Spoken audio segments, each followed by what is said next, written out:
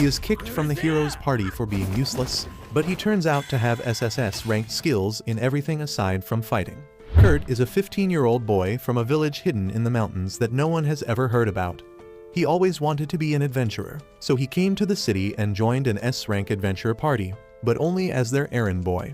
While the other members of his party fight against powerful monsters, he gets knocked out even before the fight begins. Despite this, he is proud that he is a member of a party that is hailed as heroes by everyone, until one day, his party members tell him that he is fired. Kurt is aghast to hear this shocking news and asks what he did wrong, and the party leader tells him that he didn't do anything at all, and that is the problem. According to the laws of this world, there can only be 4 members in a party, and they need to fire him to make space for a high-ranking mage who will actually help them. Kurt tries to plead with the party leader to let him stay, only to get kicked in the guts and knocked out, making him realize that he is living the cliché story of the loser who is kicked out of the hero's party.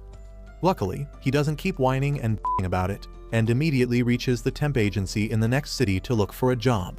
Just as he enters the agency building, he meets an overexcited receptionist who immediately starts interviewing him for a job.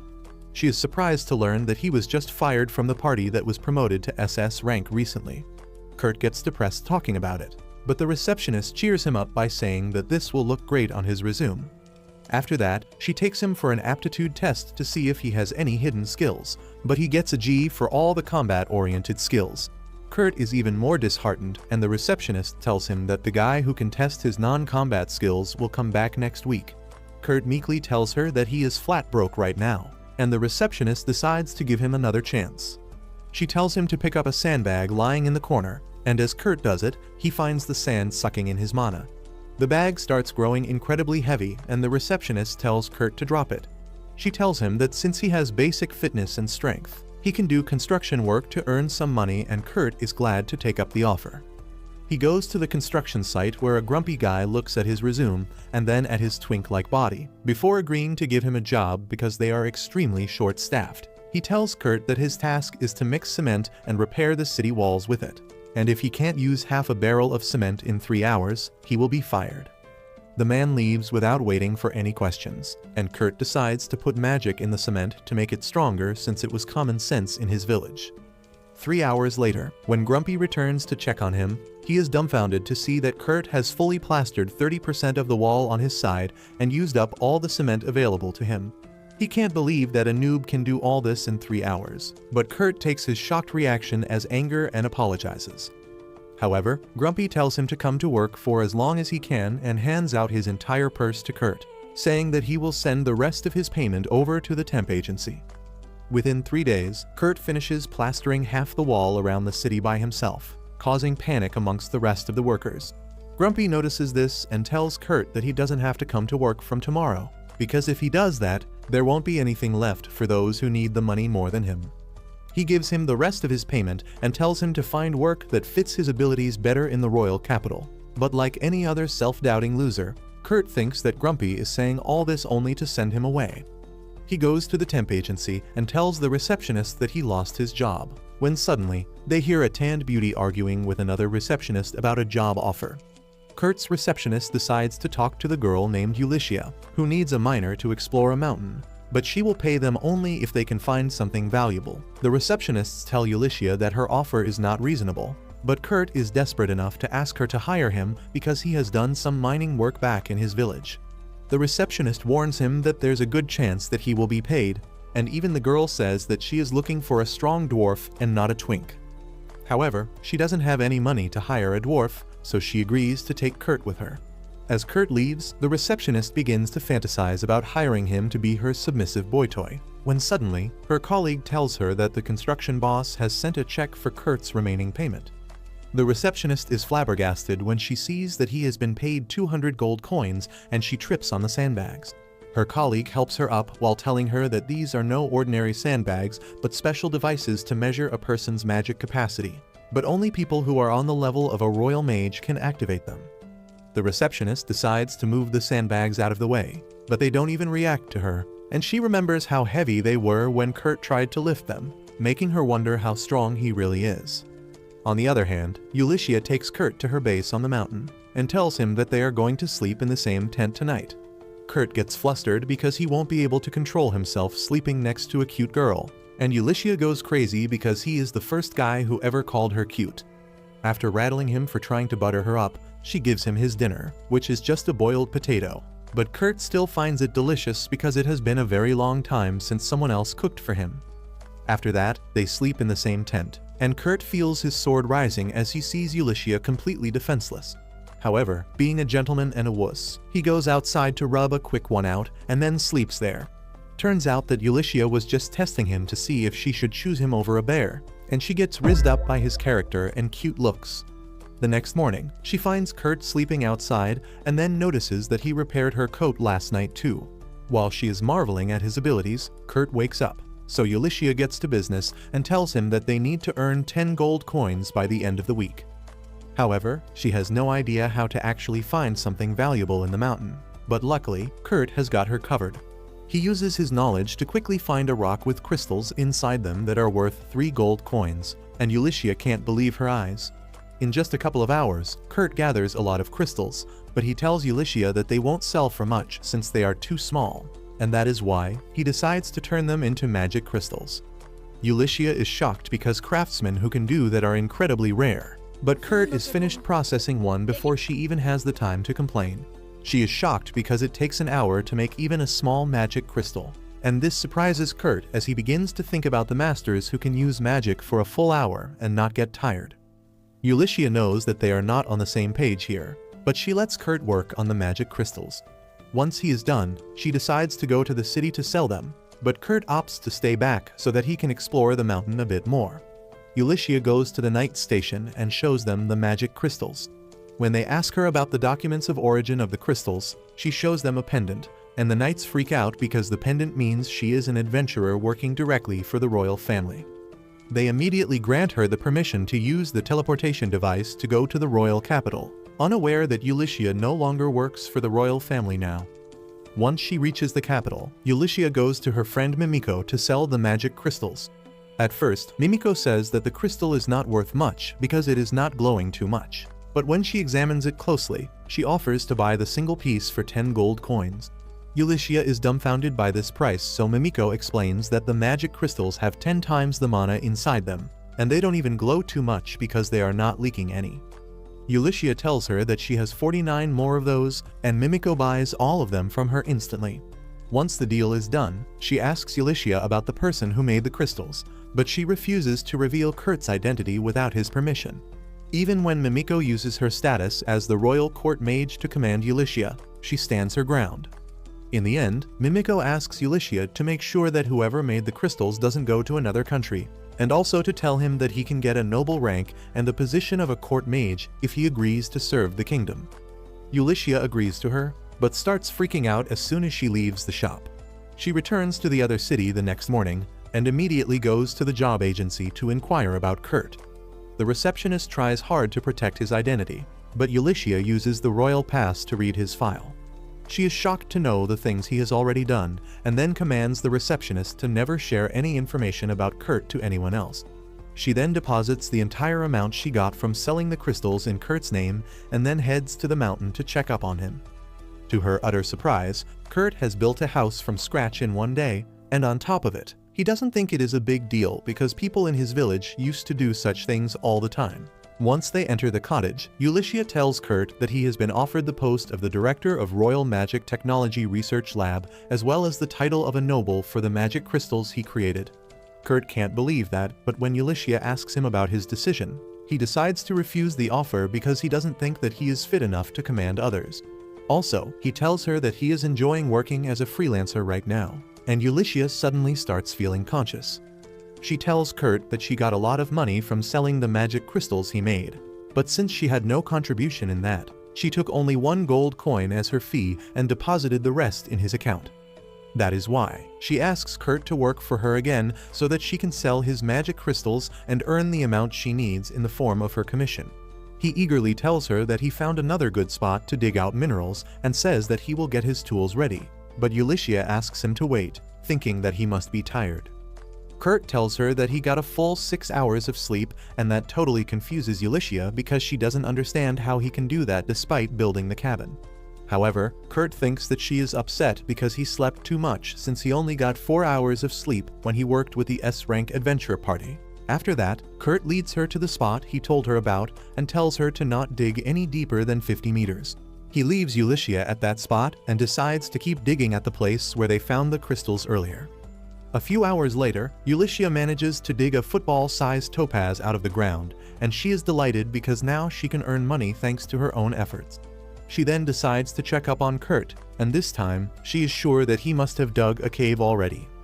However, Kurt exceeds her expectations once again, and she finds that he has created a proper mine in the mountain, and even put glowing moss on the walls so that it doesn't need any additional light. Ulyssia freaks out, and just then Kurt comes there with a crate of rocks in his hand. Ulyssia eagerly asks him how work turned out for him, hoping that he wouldn't give her any more surprises. Kurt tells her that unfortunately he got a lot of useless stones and a little amount of the mineral he was looking for. Ulyssia is low-key pleased on hearing that, but when Kurt tells her that the useless stones are called mithril, she is completely dumbfounded. Kurt says that in his village, they mined so much mithril that they just threw it away, and Ulyssia feels her mind exploding because mithril is even more expensive than platinum and diamond. She falls to her knees in desperation, but then she asks Kurt what was the other ore he was looking for. As Kurt shows her a piece of the mineral called orichalcum, Ulyssia recognizes it as the legendary mineral that is called the Metal of Gods. She asks him how did he find something so rare in this mountain, and Kurt tells her that orichalcum can be found anywhere in the world once you dig beyond 7 kilometers. Ulyssia doesn't even have the energy to be surprised even more, and she just confirms that Kurt dug 7 kilometers deep into the ground and then returned to the surface in the time it took her to find one mineral. Just then, the golden rays of the sun enter the mine through the other side, and she realizes that Kurt dug a tunnel through the mountain while mining, but she accepts that as a very normal thing for him.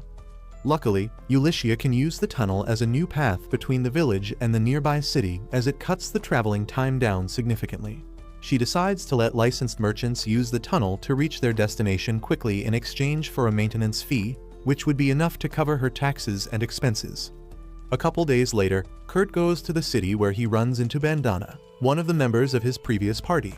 Kurt gets excited to see her and asks if the rest of the party members are here too, but Bandana tells him that she has left the party.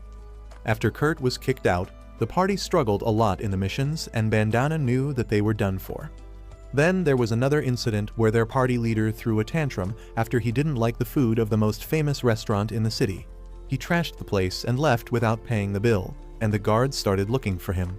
He then ordered Bandana to find Kurt and bring him back to cook food for them at any cost. Bandana took his teleportation stone with the excuse of finding Kurt quickly, but she knew that the party leader was going to get arrested, and since their healer was summoned by the church, there wouldn't be any reason for her to return. However, she doesn't tell Kurt any of that and explains that she was fired too. He gets upset on hearing this because it means someone like him can never return to the party. He tells Bandana that he looked up to the party leader a lot, and she just scoffs because she knows something that no other member of the party knows. She decides to change the topic by telling Kurt that she is also a freelancer like him, and since they are in the same boat, they should help each other out. She tells him that one of her friends, who is an Atelier Meister, one of the 15 master craftsmen of the kingdom, needs some help urgently. She asks Kurt to help them for her sake, and the little pushover can't say no to her. He follows the map given to him and reaches the workshop of the master craftsman, where a cute elf opens the door. Kurt gets surprised, thinking that this lowly is the Atelier Meister, but she introduces herself as Michelle, the master craftsman's assistant. She happily takes Kurt inside as he tells her that he is here to help them on Bandana's recommendation. However, Kurt begins regretting it just as he enters the house, because it stinks worse than a bachelor's room. He finds that the entire place is covered in filth and Michelle tells him that she needs his help to clean it. Kurt realizes that he was called here just to help with the chores and not to help the master craftsman directly. Just then, the master calls Michelle to the workshop and she leaves Kurt to do his job. He immediately pulls out his cleaning gear and within 30 minutes, he turns the filthy kitchen spotless. After that, he decides to follow the direction Michelle went in and knocks at a door. A voice tells him to come inside, and Kurt obeys, only to find a girl changing clothes. He freaks out because of that, but the girl is completely unaware and defenseless. She doesn't mind Kurt staring at her as he nervously introduces himself, but then he notices a curse mark on her stomach. Kurt grows curious about it, and he asks for the girl's permission to inspect the curse mark. He thinks that she is in a terrible shape, but thankfully, she is still healthy enough to feel hungry. Kurt decides to cook something light for her and returns to the kitchen. On the other side, Ulyssia takes the mithril and orichalcum that Kurt mined to her friend Mimiko, who tells her that the total value of the rare minerals is over 50,000 gold coins. Both of them agree that it is a ridiculously huge amount, and Mimiko begins to wonder how such a monstrous kid has stayed hidden from the world till now. Ulyssia has no idea herself, but she reveals her plan to make Kurt an Atelier Meister, and then become his bodyguard to keep him safe. But the biggest problem in her plan is that Kurt underestimates himself a lot. On the other hand, Kurt has finished preparing porridge for the cursed girl when Michelle returns to the kitchen with her master Ophelia. Both of them are surprised to see the kitchen clean, and Kurt apologizes to Ophelia for using the kitchen without her permission. He tells her that he was preparing food for the cursed girl, and Ophelia makes him promise not to tell anyone about her. With that, she gives Kurt his payment for the day and sends him off, feeling careless about letting an outsider like him meet the cursed girl Lies. Ophelia then returns to Liza's room, who is her only student. After she helps her dress properly, Ophelia tells Lies that she will test the porridge for poison, but she tells her that it is not necessary because she trusts Kurt. Ophelia agrees to her requests, and then Lies eats the porridge. She likes it a lot, but then suddenly, she starts groaning in pain and falls to the ground. Ophelia panics, thinking that Kurt really poisoned the food, but as she starts running to find an antidote, Lies stops her. She suddenly springs back on her feet and tells Ophelia that she is cured and shows her that the curse has vanished. Ophelia can't believe her eyes because she had been unable to lift the curse, and the rate at which Lies got better is really suspicious too. She immediately heads to the capital along with Lies and goes to Mimiko's shop. Mimiko asks Ophelia the reason she came here, when Lies suddenly reveals her face to them, and both Mimiko and Ulyssia fall to their knees because Lies is actually the third princess of the kingdom. Ophelia explains that Liza's mother was from a neighboring country, and she is the only thing ensuring peace between the two countries. She was cursed by someone in an attempt to start a war, but today, the curse was suddenly lifted. Ophelia asks Mimiko to help her find who cast the curse, but Mimiko is more curious about how the curse was broken. Lies gladly tells them that it was because of a man named Kurt, and both Mimiko and Ulyssia freak out on hearing that he is involved in this case too.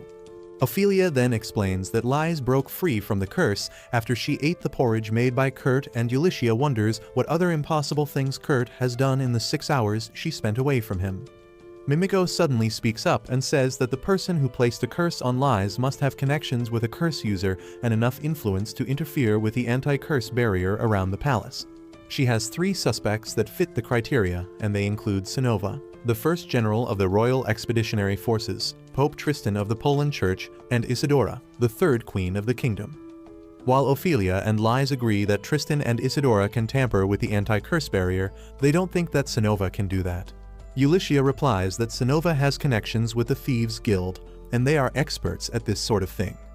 With no way to pinpoint the exact culprit, Ophelia comes up with a plan. She says that they will lay a trap to find the person who wants to harm the princess. She explains that according to their country's laws, Lies became an adult after her 15th birthday, and now she must spend 1 year in training. Ophelia says that they will create a fake workshop for that, and then invent a fake Atelier Meister to run the workshop. When Lies starts training under the fake Atelier Meister, her enemies will try to gather information about her master, but since it would be a fake, they will not find anything. Mimiko understands that if the princess's enemies try too hard to find out about her master, they will expose themselves, but Ophelia doesn't know where they can find someone qualified to be a fake Atelier Meister. Ulyssia has the answer to her problem, and she immediately shows her the magic crystal made by Kurt. While Ophelia is dumbfounded on learning that Kurt has more than 1 SSS rank skill, Lies is really impressed. On the other hand, Kurt goes to Ophelia's workshop the next day, but he finds that it is closed. He runs into Michelle on the way out, and she tells him that after he visited them yesterday, Ophelia left the house, so there is no work for him to do. Kurt gets depressed on hearing that, but then he gets distracted by his rumbling stomach. He immediately goes to an inn to get some food, and there, he overhears some adventurers talking about canceling a mission because their porter bailed out on them. Kurt thinks that this is a chance for him to get a job, and he approaches the adventurers for it. The girl tells him that a twink like him can't carry even his own weight, But the knight smacks her and tells Kurt that he doesn't look strong enough to help them because they are going to hunt golems that weigh over 200 kilos. Kurt cheerfully tells them that he can handle 200 kilograms without any problem, and to prove his strength, he decides to lift both the men of the group. He first lifts the samurai and then the knight, who is in a full suit of armor, impressing everyone at the inn.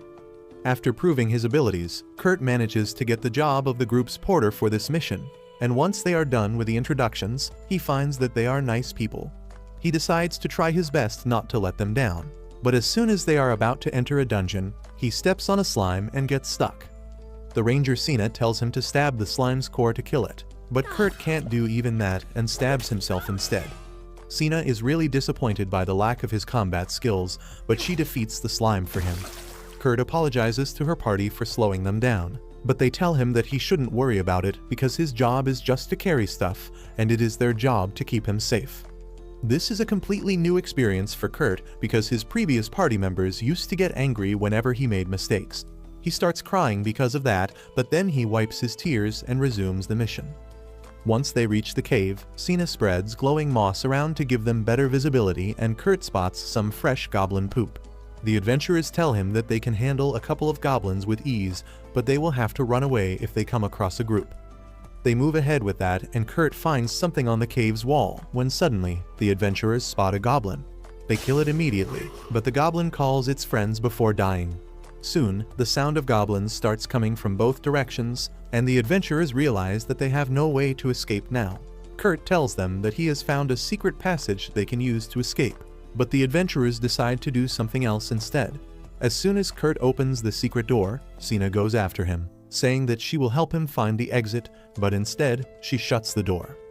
Kurt gets confused about what she is doing, but then the warrior and the samurai from the other side tell him that there is no way they can escape with goblins coming from both sides. That is why they have decided to stay and stop the goblins while Kurt and Sina find a way out. Kurt is shocked to hear this, and he says that he will help them fight too. But Sina tells him to shut up because he can't even kill a slime, and he will just be holding her friends back. Kurt is devastated as he realizes that the two adventurers are sacrificing their lives for him, and he can't even do anything to help them. But Sina tells him that they will survive. She tells Kurt that they need to find a way out quickly, but as she spreads the glowing moss around the room, she sees an iron dragon golem and freezes in terror. On the other hand, Ulyssia leads Lies to the inn where Kurt is staying, but they don't find him in his room. Suddenly, Bandana appears outside the room and tells them that Kurt went to a cave in the north with an adventurer party. Ulyssia rushes outside to see who is talking, but by the time she reaches there, Bandana has vanished. Ulyssia thinks that it might be a trap, but she is worried about Kurt more, so she decides to go to the caves to search for him. Lies says that she will join her because she knows enough magic to protect herself, and Ulyssia has no choice but to let her come along. They soon reach the cave, and Lies can identify Kurt's footprints on the floor. Once the hard floor begins and the footprints end, she uses a magic spell to boost her senses, and Ulyssia thinks that the princess will improve her hearing to find Kurt. However, this obsessed simp enhances her sense of smell instead and sniffs the walls to find the direction Kurt went in. Ulyssia is both appalled and jealous of Lies now, but then she suddenly hears some sounds coming from a distance. She realizes that someone is fighting with goblins ahead and decides to help them, so Lies boosts her strength with magic. Ulyssia rushes ahead and saves the two adventurers who are surrounded by goblins, leaving them awestruck. On the other hand, Sina undergoes a mental breakdown because of the iron dragon golems in front of her. She knows that the golems will attack them as soon as they try to get past them, and that means that her party members risk their life for nothing.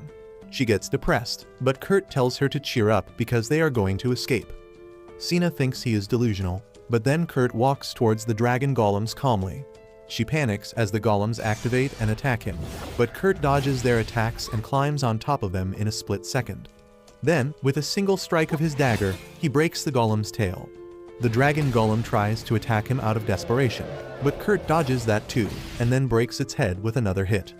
Sina can only stare at him in terror and awe as Kurt swiftly dismantles the golems one by one. She asks him what the hell did he just do, and Kurt simply tells her that he used to mine iron golems back in his village. Just then, Ulyssia kicks open the door looking for Kurt, and the stunned Sina begins telling her how he destroyed the iron golems with his dagger. Ulyssia finds it hard to believe too, but then she decides to deal with the more important things first. She tells Kurt that the adventurers he came here with are fine, and she has important news to share with him. She tells him that a new Atelier workshop is going to be formed soon, and she is going to work as a bodyguard there. She asks Kurt to work at the workshop with her because Ophelia highly recommended him after his work at her place. Kurt gets happy to hear that, but he hesitates since he feels that he needs to work with the adventurer party. However, the adventurers tell him that he should not let this golden opportunity slip from his hands. Ulysses adds that since the workshop is new, they need a lot of workers and decides to hire the adventurers too. Everyone gets happy with the arrangement, and then Ulysses tells Kurt that he should get his non-combat abilities evaluated before he starts working at the workshop. Kurt agrees with her and reaches the temp agency, where Mimiko has arrived from the capital for his assessment. Once the assessment is done, Kurt goes out partying with his adventurer friends, but Ulysses goes to talk with Mimiko about the results. Mimiko tells her that she told Kurt that he had B-rank skills in cooking, cleaning and mining, and C-rank abilities in the rest of the things. However, that was just a lie, and he had SSS rank abilities in everything. Mimiko says that it is a good thing that she did the evaluation because it will be incredibly dangerous if the news goes outside. Just as she says this, she hears a whimpering sound and turns around to see the receptionist trying to shut her ears to convince Mimiko and Ulysses that she didn't hear anything. Soon after that, Kurt and his group head out to a distant city in a high-speed carriage. While Kurt shows everyone how uncivilized he is by sticking his nose on the window, Liz explains that the city they are going to was once a military base next to demon territory. It is quite far away from the rest of the country, and they can't even teleport directly there. But Liz says that it is still an important city to the Alliance. The adventurer party still can't believe that they are getting employed by the Atelier Meister in such an important city, but Ulysses tells them that they are well qualified for the job. The warrior Cans and the samurai Danjo are glad to hear that, and they ask about the Atelier Meister they are going to serve, but that leaves Ulysses speechless, and she somehow makes excuses about the Meister being busy with some sudden work. Meanwhile, Sina doesn't believe that they are qualified to work with an Atelier Meister. She thinks that Ulysses only offered them this job to shut their mouths, and she is determined to protect her brother and Danjo if they are ever in danger. Soon, they reach the city where their workshop is going to be situated, but Kurt remembers it as the city where he started working as a freelancer. He gets sad on recalling how he was fired just after 3 days of working at the construction site. But once they enter the city, he finds that the remaining wall has not yet been repaired. Ulysses distracts him by saying that maybe they are repairing the wall with a different technique, and Kurt buys that lie. Soon after that, they reach the location of their workshop, but it is just an empty plot. Ulysses tells everyone that they are going to stay in an inn till the workshop is built, and then turns to Kurt, asking if he can do it all by himself. Kurt nervously tells her that he can't build a workshop in just 1 day, but he can manage to make one in 3 days. The adventurers are dumbfounded on hearing this, but Ulysses tells Kurt that he should take his sweet time and asks them if he needs any materials. Kurt immediately prepares a list with items like amethyst, sapphires and griffin wings, and Ulysses tells him that she will bring them in 2 days. Sina gets suspicious of the strange list and Ulysses notices her odd reaction. She quickly tells everyone to follow her to the inn so that Kurt can work in peace. She also asks Kurt to come to the inn for meals and rest, and he agrees. With that, everyone else goes to the inn and Ulysses calls a meeting with the adventurers to fill them in about the important details. She introduces herself as an adventurer formerly working for the royal family, and then Liz introduces herself as the 3rd princess of the country. The adventurers' jaw drops on hearing this, and they ask if Kurt is a noble too. Ulysses says that even they don't know Kurt's real identity, but they know that his combat skills are all G rank, and all other skills are of SSS rank. She says that they have not told Kurt about it because he would not believe it, but that makes Sina angry. She lashes at Ulysses, saying that she is exploiting Kurt by hiding the truth from him, and then turns to her brother for support. However, Keynes knows that they are dealing with things beyond their pay scale, so he asks the girls to continue. Liz then tells them that she was cursed by someone and Kurt broke the curse by cooking porridge for her. That is why they decided to set up a workshop in this distant town, so that they can hide their identity from the world and force the person who cursed her to come looking for her. Liz explains that Kurt knows nothing about this, and he is not even aware that she is a princess, but he still helped her without asking for anything in return. Ulysses says that Kurt is too pure for this world and she wants to protect him, and Lies asks the adventurers to help them with that. Danzo and Kenz immediately agree to their request because Kurt is their friend, but Sina still doesn't trust them yet. She asks why should they put their lives online for someone they met just 3 days ago, and Ulysses replies that she understands her very well because she also met Kurt just 6 days ago. Sina is shocked on learning this and she leaves the inn, wondering what to do. She decides to check up on Kurt first and tell him the truth. But once she enters the workshop location, she finds that Kurt has already finished the basement. She is left aghast by this, but Kurt tells her that he is going really slow because in his village people could build 12 houses in just 1 day. The shocked Sina asks Kurt if he doesn't hate work being shoved on him, and he replies that he likes it a lot because everyone in his previous party called him useless, but now he has the chance to be useful to everyone. Sina suddenly realizes why Ulysses said Kurt is too pure, and she decides to join her act and protect Kurt from the world. On the other hand, Danzo returns to the city where he worked earlier and meets Bandana, who is working as an informant. She tells him that the porter who bailed out on their last mission is actually a career criminal who joins parties to sabotage them. She says that one of their rival parties had paid him to make them sign up for the dangerous mission so that they would all die, and he almost got that done. Danzo thanks Bandana and pays her fee for the information, before going to the bar where the traitor is enjoying his success. He curses Danzo's party for surviving the dangerous cave and then getting a job offer from the third princess. But he still plans to crush them so that his value increases in the eyes of his future clients. However, as he notices Danzo sitting behind him, he freaks out and runs from the bar. He trips on a wire and Danzo easily catches up to him, saying that he should have been more aware when he hired him. The traitor pisses his pants as he begs for mercy, and fortunately for him, Danzo didn't want to kill him. He just leaves him with a warning about never coming near his friends again. But this disappoints Bandana, who was hiding in the darkness the whole time. She wanted Danzo to deal with the traitor because he could create problems for her master's plans in the future. But just as she is about to do it herself, 2 spies arrive there and take the traitor away. Bandana recognizes them as the members of the intelligence unit run by Mimiko, whom her master had instructed her to leave alone. Just then, she gets a message from her master about her next mission to investigate Kurt's hometown. Meanwhile, 3 days pass since Kurt started working on the workshop, and when everyone arrives to check it out, they can't believe their eyes. The workshop is the most luxurious building they have ever seen, and there are fruit-bearing trees in the garden. No one understands how Kurt did all this in just 3 days, but they have not yet seen the inside of the workshop. It is fully furnished everywhere, and Kurt has even created a special device that can create all the water they need. That is the part that confuses everyone the most, and they ask Kurt to explain how he made it. He tells Ulysses that he turned the gemstones he ordered into magic crystals so that they can provide water, light, and heat to the building throughout the year.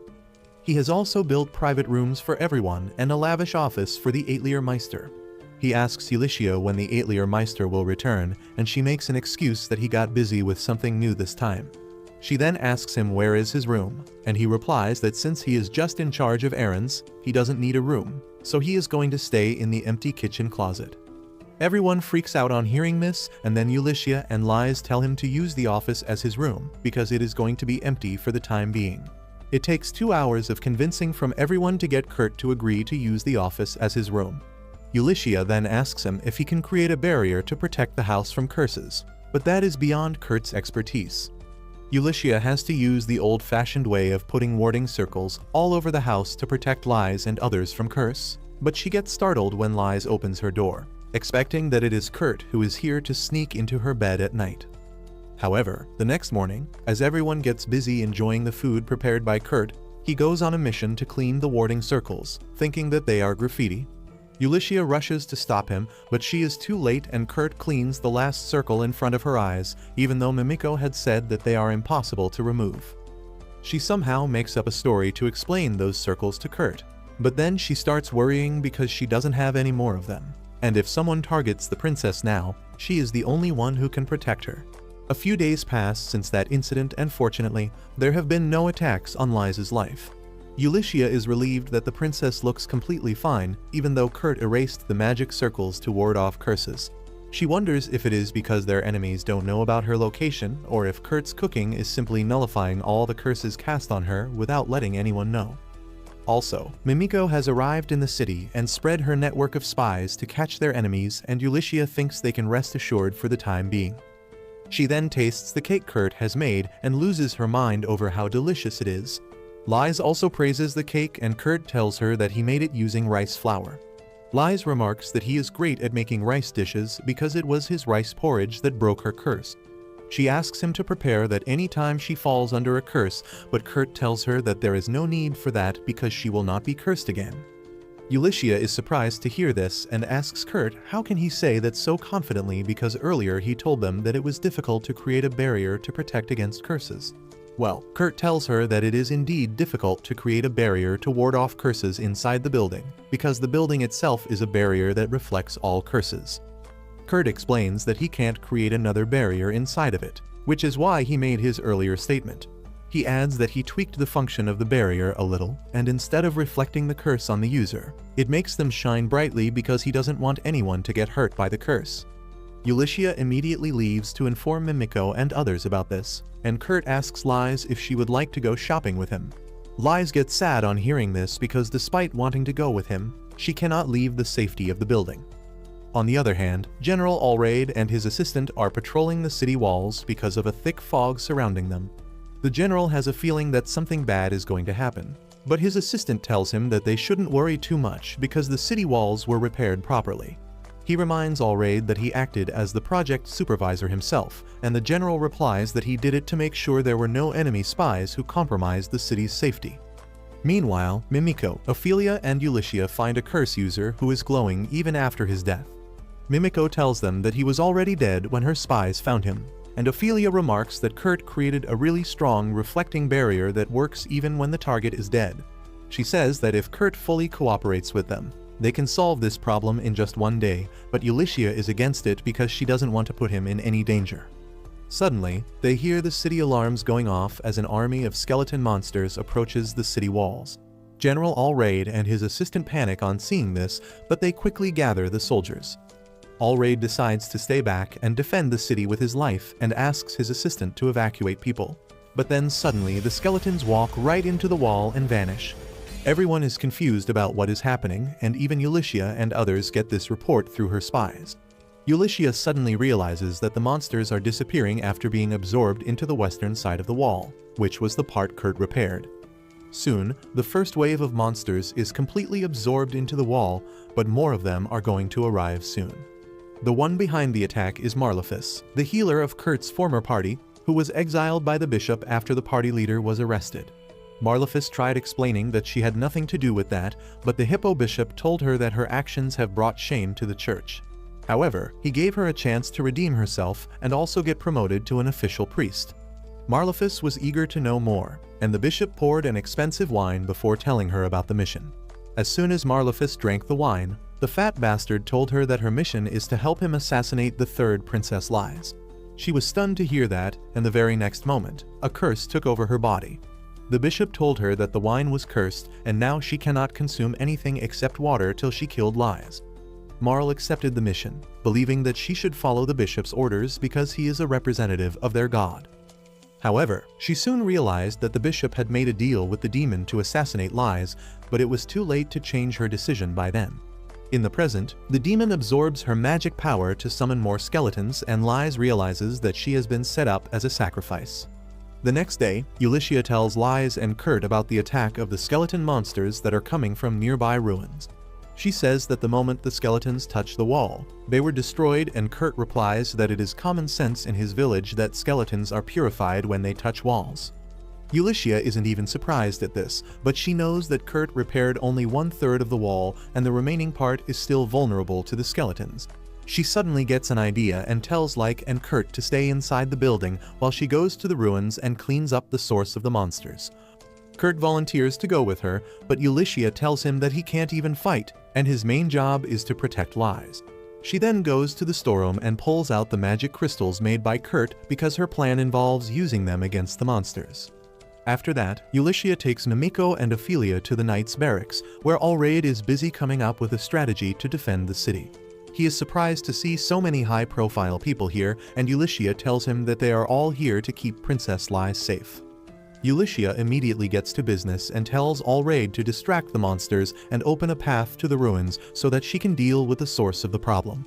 Allraid tells her that it is too dangerous, but Ulysses shows him the magic crystals and says that they are enough to get the job done. Allraid agrees to follow her plan, but he decides to raid the ruins alongside Ulysses, leaving the city's defense to his deputy. They head to the city gates and find a huge horde of undead monsters in front of them. Ulysses tells everyone to close their eyes as she throws a magic crystal at them, and the moment the crystal touches a zombie, it releases an intense burst of light, purifying all the monsters in the area instantly. Even Ulysses is surprised by how effective the magic crystal was, but she has no time to waste, and she immediately charges out alongside Allraid. Back in the workshop, Kurt wonders how he can help his friends deal with the monster problem. He remembers a master blacksmith in his village and thinks that if he can create weapons like him, he might be able to do something. So he starts forging a short sword, but he is not satisfied with the result. Just as he is about to discard the sword, Liz comes there looking for him. She is curious about the sword he is holding, and Kurt tells her that it didn't come out as well as he was hoping, but she can activate a magic spell imbued in it by holding it above her head. Liz says that she likes the sword a lot, so Kurt gifts it to her. She thanks him for that, but Kurt thinks that her cheerfulness is just an act, and she is really scared all the time. He decides to finally confront her and asks if there is someone after her life. Liz gets sad on hearing that and affirms the question, saying that she is causing a lot of trouble for her friends because of that. She says that even now, Ulysses went to the western ruins to stop the people after her life. Kurt suddenly remembers that he once went to the same ruins with his former party, and it was the perfect place for drawing on the walls. He thinks that the one after Liz's life is the small graffiti monster that Ulysses told him about, and he wonders if he is so weak that he can't even fight it. Liz tells him that she also wants to fight her enemies so that her friends don't have to risk her life, and Kurt sympathizes with her because he also feels powerless. He tells Liz that they should go to the ruins and defeat the monster themselves, but she is not so sure about it. She tells him that the monsters have surrounded the city from all directions, but Kurt tells her that they can always find new ways to reach the ruins and deal with the enemies. Liz gets dressed to go to the ruins because she needs to serve the look before fighting.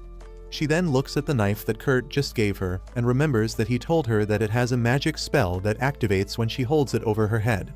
She is curious about the magic, so she unsheaths the knife and holds it over her head, but nothing happens, and then Kurt tells her that they should leave now.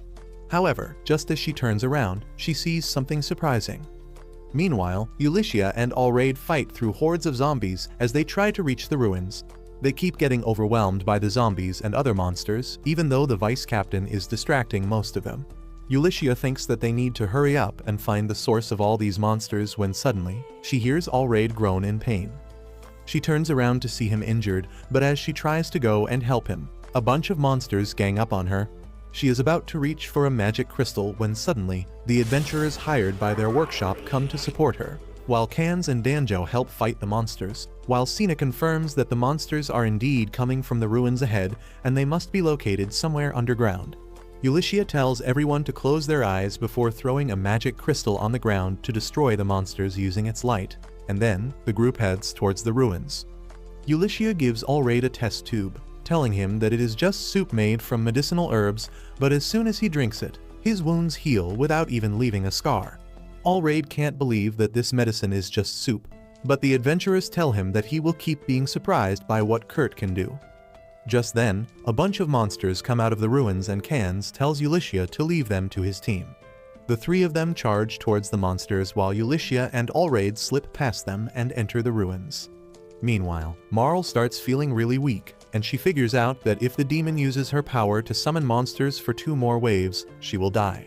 The demon decides to check the progress of his minions and finds them surrounding the vice commander, who uses a magic crystal to destroy them completely.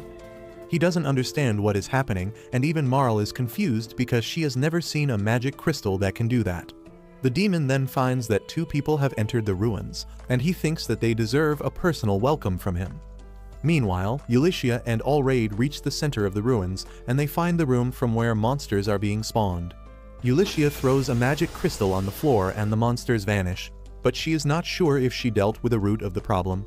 As the 2 of them walk ahead, the demon comes up to greet them. Ulysses says that he is the last boss that they need to defeat and charges towards him. She tosses a magic crystal in air and then slashes it, creating an intense burst of light. However, that is not enough to exorcise the demon, and he tells Ulysses that her attack would have been very dangerous for him if he didn't have infinite lives.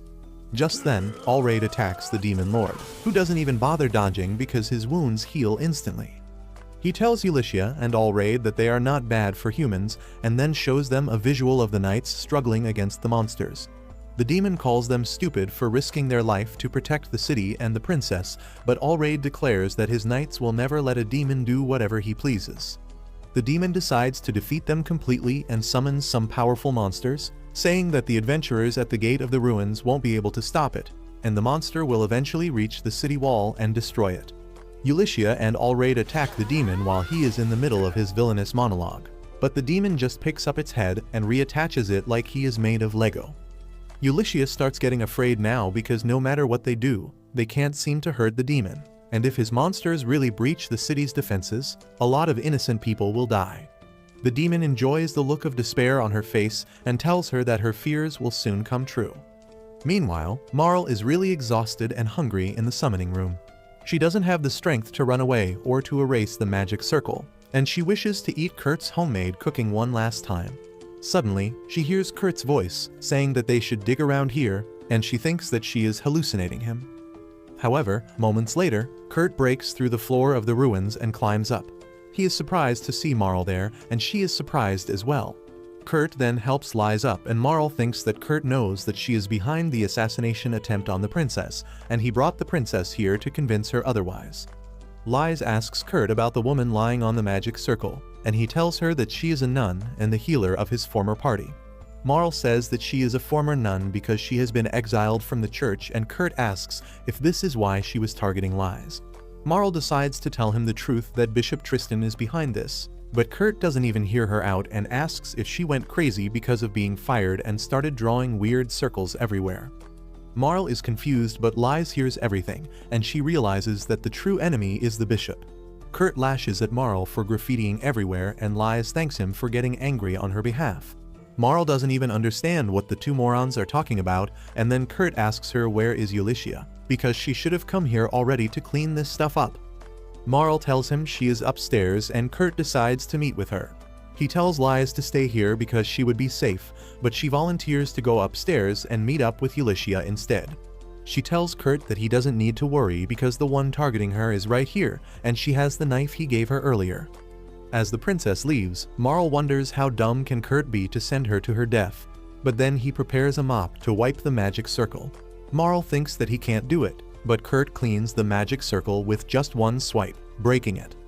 The demon feels it too, and he is forced to dodge the attack from Ulysses and Allraid because he is no longer invincible.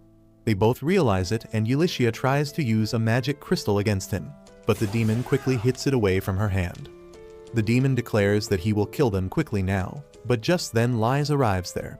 Everyone is shocked to see her, but the demon doesn't waste any time and stabs her with a precise attack to her heart. Lies falls to the ground, and Ulysses panics. The demon laughs, saying that the princess was stupid enough to help him complete his job. But just then, Lies' body turns into butterflies made of light. Everyone is confused by what is happening, and then the real Lies appears behind Ulysses and Allraid. The demon can't believe that he just attacked an illusion because she felt like a real human, and Lies tells him that it is because of the knife that Kurt made for her. She says that the knife has the power to create perfect illusions that can fool absolutely everyone. The demon immediately attacks her again, but it turns out to be an illusion too. The real Lies appears right next to the magic crystal and shatters it, and the demon screams in pain as the light destroys him. Kurt hears the screaming from downstairs, and he wonders what the hell is going on. Meanwhile, the monsters summoned by the demon also vanish immediately after his death, and everyone feels relieved. However, Ulysses is angry at Lies for risking her life and coming to the ruins. She lashes out at her, and Lies apologizes, saying that she felt that she had to do something. And then Ulysses says that she doesn't need to apologize because she really saved their asses. Allraid agrees with her and thanks the princess for saving his life, but she tells him to stop acting so formally. She says that they both did a great job to protect the city and promises to reward them, and Allraid immediately asks for a huge amount of alcohol to party with his boys. Back in the basement, Kurt finishes cleaning up the magic circle and Marl feels really hungry because of the curse cast on her. Kurt hears her stomach rumbling and offers her some rice balls he made. Marl thinks that she will just puke it out right after eating because of the curse, but she still wants to taste Kurt's cooking one last time. She takes a bite of the rice ball and finds that it is incredibly delicious, and the next moment, her curse vanishes too. Marl can't believe it, but now it makes sense to her how Kurt could simply erase the magic circle. She realizes that it was Kurt who was protecting their party all along, and they took his kindness for granted. She begins crying tears of regret and apologizes to Kurt, and he tells her that it is fine since she has learned her lesson. Just then, Lies and Ulyssia arrive there, and before they can reach Marl, 2 spies from Mimiko pop out of the hole to arrest Marl. As they take her away, Marl hopes that Kurt will defend her, but he just promises to bring her favorite bread to her when she is in prison. After that, Lies and Kurt check up on each other and Ulyssia can't believe that these 2 clueless buffoons saved her. Anyway, she puts her arm around Kurt and tells her that they should head home. Later that night, a party is thrown for all the knights, and they keep eating food with full focus. Kurt gets worried because he cooked the food and to him, it seems that the knights are forcing themselves to eat the food because they are not even talking. He nervously asks if he should prepare something different, but Allraid tells him that he doesn't need to worry because the food is so delicious that the knights can't focus on anything else. Kurt is glad to hear that, and he thinks that the supervisor from his construction job is a nice dude. However, when he learns that he is actually the general of the city, he is really shocked. Allraid asks him if he likes this city and Kurt says that he really loves it because it is a nice place to be. He says that it must be because the general is so good at managing it. But then his assistant comes there and says that Allraid sucks at admin jobs. Allraid just elbows him into silence, and then suddenly, a fireworks show starts. Everyone is mesmerized by it and Kurt is glad to hear their reviews because he was the one who prepared the fireworks. Suddenly, Allraid and his assistant notice that their wounds from the battle today have healed and Kurt asks why are they so surprised because it is common sense that wounds vanish after a good meal. Soon after that, Kurt and others take a carriage to reach a nearby village, but he falls asleep during the journey and dreams of his childhood. 10 years ago, when he was a cute kid in his mysterious village, he met a dragon girl, who was the daughter of a traveling merchant that often came to their village. The young Kurt excitedly went to talk to her, but she didn't respond no matter what he said. He was about to cry, when suddenly, the girl named Hilda said that her father asked her not to talk to the people of this village because they are weirdos, and she may pick up strange habits from them. She declared that she was just talking out loud to herself and Kurt was really happy to hear that she was using a loophole to talk to him. Soon, they became good friends and Hilda completely forgot about her father's advice as she started playing with Kurt. They rode a golem to the nearby mountains because Kurt wanted to show her a rainbow-colored flower. But Hilda got down before him and ate some red berries that looked tasty. Unfortunately, the berries were poisonous and she immediately collapsed on the ground. Kurt rushed to her side and found what happened, but luckily, he knew how to create a medicine for the poison. With the determination to save Hilda, he created the medicine and then decided to feed it to her with a kiss. Just as he reaches this part, Ulyssia asks him to wake up because they are at their destination. Ulyssia then goes to talk to the village chief, who is freaked out because of the lack of water in the village. He says that they don't have enough to drink, and at this rate, they will never be able to grow crops to feed themselves. Ulyssia looks at the map and notices that there is a huge water reservoir in the nearby village, and they can connect it to this village.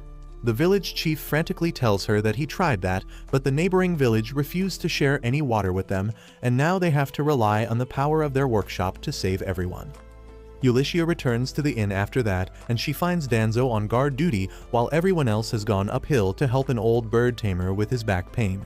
Ulyssia thinks that is odd and over the top, but it is none of her business.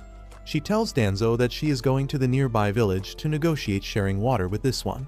But once she reaches there, she finds that they are in a terrible state too because their water reserves have almost dried up.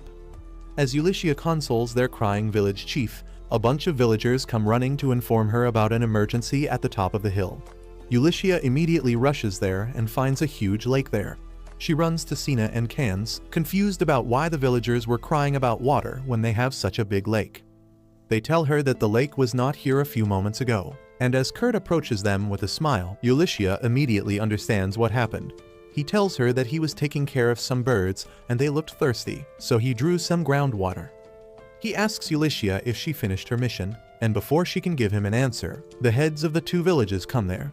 They fall to their knees and begin thanking Ulysses for saving them so quickly. She tries to console them, and Kurt thinks that Ulysses is amazing because she solved the problem in the time it took him to dig a well. With that, the party returns to their base. The villagers have gifted them a lot of eggs, and Kurt starts thinking about what he will make using them. At the same time, Lise visits the house of a noble named Margrave Takon, who honestly should have been named Jabba the Hutt instead. While they have dinner and make small talk, Lise thinks that Takon has authority and power equal to a duke, but his finances are not always in the best condition, so he has to rely on external help. He also has great connections to nearby kingdoms, and he wants to win her over to his side to further strengthen his position. Lise plans to be sharp and cunning to beat Takon at his own game, and tells him that today, she is not here as a princess, but as a representative of her Atelier Meister. Takon says that he heard that they used up all the magic stones that can wipe all monsters in a range of 500 meters. Lise knows that he is just trying to get information on Kurt, so she says that the stones were not as powerful as the rumors made them to be, and Takon immediately changes his strategy. He says that the town they are stationed in has no name yet, and Lise affirms, saying that the governor will decide the town's name once they are appointed. It is Takon's job to nominate the governor, but he tells that he is having difficulty finding the right person for the job because the town is near demon territory and the knights there are also hard to control. That is why he wants to appoint the Atelier Meister as the governor instead. Lise panics on hearing that because Kurt doesn't even know he is the Atelier Meister yet, and if he becomes the governor, he will have to come out in public. She says that she can't decide the matter herself, and Takon replies that since she is representing the Atelier Meister, she should have the power to do so. Lise panics even more on hearing this, and then Allraid also supports Takon's suggestion to make the Atelier Meister as the new governor because he doesn't know they are talking about Kurt. Lise still tries to change Takon's mind, but he asks her if there is any personal flaw in the Meister that makes him unsuitable for the job. Lise gets triggered on hearing this and declares that their Atelier Meister is the most skilled and noble person in the entire world. But only after speaking that, she realizes that she got played and Takon got what he wanted. Once Lise returns to the mansion, she tells Ulysses about what happened and gets scolded for being fooled. Lise feels bad about that, but there was no way she would let someone slander Kurt's name. She then asks Ulysses where is Kurt right now, and she replies that he is raising a child. Lise panics on hearing that Kurt has a baby, but she is ready to adopt the kid to be with him forever. Ulysses sighs at this beta simp and tells her that they actually got some eggs for helping a village, and one of them turned out to be fertilized, so Kurt is looking after it right now. Lise is relieved to hear that, and then Ulysses says that knowing Kurt, a bird who gives golden eggs will come out of the egg. Lise agrees with her, and just then, they hear Kurt screaming that the egg has hatched. On the other hand, Mimiko is overwhelmed with paperwork and reports from her spies.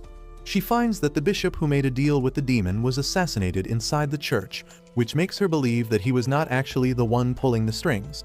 She has not yet killed Marl because she wants to keep her alive for Kurt. Speaking of Kurt, she receives a report about what hatched out of his egg, and she completely loses her mind on reading it. Back in the mansion, Lise and Ulysses go to see what came out of the egg, and they can't believe their eyes when they see Kurt holding a girl looking exactly like him in his arms. Ulysses holds a meeting immediately, and everyone is aghast to see Kurt holding the girl. He says that she hatched from the egg, looking like this, surprising them even more. The girl then suddenly starts playing with Kurt and calls him Papa, and Ulysses decides to break the harsh news to him. She says that even a moron like Kurt should know that humans are not born of eggs, and he affirms. She says that the girl is probably a monster that made herself look like him to fool him. Ulysses tells Kurt that the girl will probably kill him and everyone else if they don't deal with her immediately, but he refuses to let her go. Ulysses takes the girl away from him, but Kurt latches onto her arm, saying that the girl is not a bad monster and he can raise her. Ulysses refuses to be swayed by his words, but then the girl calls her mommy, and she immediately folds. She begins picturing a married life with Kurt, but an angry Lise snaps her out of it. She takes the girl in her arms, and when she calls her mom as well, Lise loses her senses and drops her. Luckily, Sina catches her and the girl calls her sis, which makes her happy too. While Lies and Ulyssia try to get the girl to call them mommy once again, Can stops them, saying that his party will also help in upbringing the girl, and they will make sure that she doesn't turn into a bad person. Well, Ulyssia can't say no to that after everything that happened, and she agrees to let the girl stay. Lies says that they should give her a name now, and they start brainstorming immediately. Both Lies and Ulyssia want the girl's name to be a mix of their name with Kurt's, but when the girl wakes up and calls for her mommy, they both rush to her side and forget their differences. They are willing to compromise now, and Kurt is impressed by the girl's ability to bring peace to everyone. He suggests that they name her Akiri, because in the language of his village, it means an area that connects 3 points, and the girl is connecting the 3 of them. Both Ulyssia and Lies like the idea, and they go ahead with the naming. They call the girl by her new name, and Akiri is delighted to hear that. Later that night, Ulyssia is sleeping with Akiri in her lap, when suddenly, one of Mimiko's spies arrives there. She wakes up and hands him an envelope containing the sample of Akiri's hair and saliva to hand over to Mimiko, so that they can learn more about her. The next day, Kurt makes a playroom for Akiri, but Ulyssia makes him design it so that it can double as a prison. The walls are made of mithril, there are no windows, and the door cannot be opened from inside either. She feels bad for making Kurt create such a place for Akiri, but she wants to take no chances until she receives a report from Mimiko about the girl's biological origin. Akiri plays with Sina and then asks Kurt and Ulyssia to join her too, but they tell her that they have work to do. Kurt promises that he will come to play with her as soon as the work is over, and asks her to be a good girl and play with Sina. Soon, Kurt and Ulyssia head to their next job, and seeing him look a bit down, Ulyssia encourages Kurt that they should finish the job quickly so that they can return to Akiri. He affirms, and just then, they hear Akiri's voice too. They immediately check inside the carriage to find Akiri there, and Ulyssia's jaw drops on seeing this. She asks the girl how can she be here, and she replies that she went F-whoosh and came here. Neither of them understand what she means, but Ulyssia panics, wondering what should they do now. Kurt says they should return to the workshop because everyone must be worried, but just then Ulyssia sees the spy from yesterday. The spy disguises herself to look like an ordinary person, and Ulyssia goes to talk to her, telling Kurt that she will ask the woman to relay a message to the workshop. Kurt thinks that Ulyssia is really responsible, and even when she was trying to take Akiri away from him, she was just thinking about his safety. He wonders how can he help her because if Akiri turns out to be a monster, he won't be able to do anything. He gets sad on thinking that, but Ulyssia returns, saying that neither of them are wrong about the girl yet, and they should try their best to make sure she turns out to be a good person. With that, they head to the next village, where an old man welcomes them, calling them the team of heroes that will defeat the Demon Lord and bring peace to the world. While Kurt and Akiri immediately jump in on the Delulu old man's bandwagon, Ulyssia freaks out because she can't even make sense of what he is saying. Ulyssia tells Kurt to calm down when she is the one panicking. She says that the quest didn't even mention anything like this, and just then a pretty blonde girl arrives there to clear the confusion. She tells Ulyssia that she was the client who put in the request, and the old man here is her father-in-law, who always wanted to be one of the important NPCs in the story who give important missions to heroes. She apologizes on his behalf, saying that he has become senile lately, and thus he has lost his inner filter that stopped him from saying stupid stuff like this. The woman then remarks that she wasn't expecting a newlywed couple to come here for the mission, and both Kurt and Ulyssia get flustered. Akiri, however, confidently calls them her mom and dad, making matters worse. Kurt panics, thinking that Ulyssia will feel insulted that she is being called his wife, and even worse, she is being called a mother when she is so young. He decides to finish the job quickly so that they are not embarrassed further, and asks the client about the mission, and she tells him that her pigs are not eating their feed properly nowadays. One look at them and Kurt can tell that the pigs are just tired because of heat, and he decides to make some feed that will help them beat the heat. The woman thanks him and decides to take her father-in-law for a walk, and then Kurt begins looking around for Ulyssia, who is still bright red and frozen stiff because she was called Kurt's wife. However, this idiot with the emotional intelligence of a dead starfish thinks that she is not moving because she is mad. Anyway, he decides to make the pig feed while Ulyssia is feeling giddy that despite the age and height difference, the woman earlier saw him as Kurt's wife. She begins thinking about having a child with him for real, but then slaps herself out of her imagination. She tries to calm herself down, thinking that she just needs to protect Kurt from the world. But as she sees him working happily, she feels a sharp ache in her heart. Just then, a huge blue dragon flies over her and Ulyssia panics because it is heading right towards Kurt and Akiri. She chases after the dragon and yells at Kurt to warn him. However, as the dragon comes down, Kurt asks Ulyssia to stop and put her sword back. She is still worried about Akiri when the dragon lands in front of her, but instead of attacking anyone, it silently starts eating the pig feed. Ulyssia can't understand what is going on and Kurt says that she might not know it because she is from the city. But in villages, it is common for dragons to come and ask for a share when someone is preparing animal feed. Akiri asks Kurt if this is just a big doggy, and he tells her that it is actually a baby dragon. While they are talking about the dragon, Ulyssia suddenly smells blood, and she decides to investigate the matter alone. She soon finds one of Mimiko's spies on the ground, unconscious and bleeding out. She wonders who could have done this when she notices someone hiding behind the bushes. Ulyssia immediately attacks the person, and Kurt comes running towards her on hearing the sound. He asks her if everything is fine, but Ulyssia tells him to take Akiri and run away. He is confused, but then the person fighting Ulyssia comes out of the bushes. Ulyssia steps in between Kurt and the demonic Wolverine baddie, who tells them to hand over the kid. Ulyssia thinks that she is after Akiri, but Kurt thinks that she is here for the baby dragon. He asks the demon if she is a dragon hunter, but Ulyssia can tell that she is not a dragon hunter, but something worse. She once again tells Kurt to run, and as he tries to protest, the baby dragon grabs his collar and flies away with him. Ulyssia is not really surprised that Kurt managed to tame a dragon in such a short time, but she has no time to be distracted as the assault mommy attacks her. She soon realizes that she is not strong enough to face her and gets kicked in the gut. The demon approaches her to finish the job and luckily, Ulyssia manages to get away using a rake as a prop. She then asks the demon that when she asked them to hand over the child, was she talking about the baby dragon or Akiri? However, the woman remains silent and then tells her that there is no point in knowing that now because she is going to be dead soon.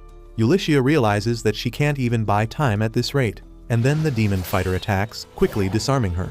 She then slashes Ulyssia, making her fall to her knees. But as she returns to finish her for good, Ulyssia throws a magic crystal at her that explodes when the demon tries to cut it. The explosion turns the whole area upside down, and Ulyssia is confident that the fight is over now. However, the demon mommy comes out of the ground immediately, and this time, her horns are clearly visible. Ulyssia panics when she realizes the true nature of her enemy, and she loses all hope of winning against her. She wonders why a demon would come out in the open, and the demon mommy says that she is indeed powerful to have given her such a deep wound. She says that now she understands how Ulyssia and her group defeated a demon lord, and that makes her realize that she was watching them even before the city was attacked. She wonders if the demon is here for Akiri or for Kurt because frankly speaking, he is a kid himself. She realizes that she doesn't have any more weapons and at this rate, she is going to die. She just hopes that Kurt reaches the workshop quickly and stays safe there because eventually Mimiko and others will realize what happened here. Ulyssia is about to accept her fate when suddenly, she hears Kurt calling her name as he flies towards her. She is aghast on seeing him do something so stupid. She wonders if he is planning to fight by controlling the dragon, but he can't do that very well right now and gets tossed down a tree instead. Ulyssia walks towards him, asking what the hell is he doing here, and Kurt replies that he is here to escape, but he can't do that without her. Suddenly, a whole bunch of pigs come running towards them, and they get on one of them to escape the demon. Ulyssia is still angry at Kurt, asking if it is normal in his village to do something as reckless as this, and he replies that it is his first time doing something like this. He declares that a man should never hesitate from making reckless decisions to protect a woman precious to him. And Ulyssia finds herself falling even harder for this smooth talker. But that also makes her sad because she knows Kurt doesn't mean that romantically. Suddenly, a fireball comes towards them from the front and hits the pigs, forcing Kurt and Ulyssia on the ground. The demon mommy is in front of them, ready with another fireball, and Ulyssia decides to borrow Kurt's dagger to fight against her. She staggers as she walks ahead, determined to protect Kurt even if it means losing her life. As the demon mommy shoots the fireball, Ulyssia lifts the dagger, trying to use a special technique that can cut magic attacks even though she has never succeeded at it even once. She thinks she will be able to do it since everything is on the line right now. But she can't manage to do that. As she thinks she is going to be burnt alive, Akiri suddenly arrives there and jumps on her head. As she tightly hugs Ulyssia, the fireball suddenly vanishes and everyone notices the demon woman looking incredibly panicky. Ulyssia wonders if she cancelled the attack herself and then thinks if it was because Akiri was in danger. She asks the demon about it, but she starts coughing blood and retreats. Ulyssia tries following her, but she is too weak and injured to do that, and immediately collapses. Kurt and Akiri check on her as he gives her some medicine, and she immediately starts feeling better. As Ulyssia tells Akiri that she is fine, she suddenly springs up, asking how the hell did Akiri fall on top of her. Kurt tells her that she didn't fall or fly, but rather teleported above her. This surprises Ulyssia because the only way to do so is using big teleportation stones.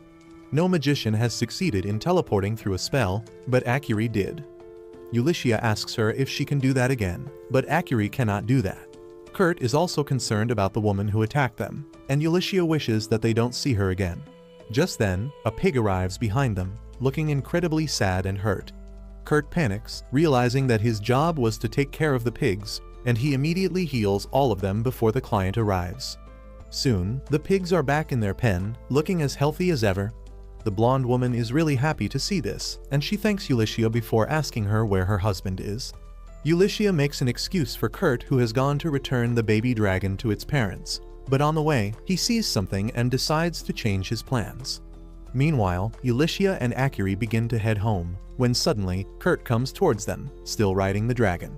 Ulyssia asks why has he not returned the dragon to its parents yet, and then, she notices the demon woman unconscious on the dragon's back.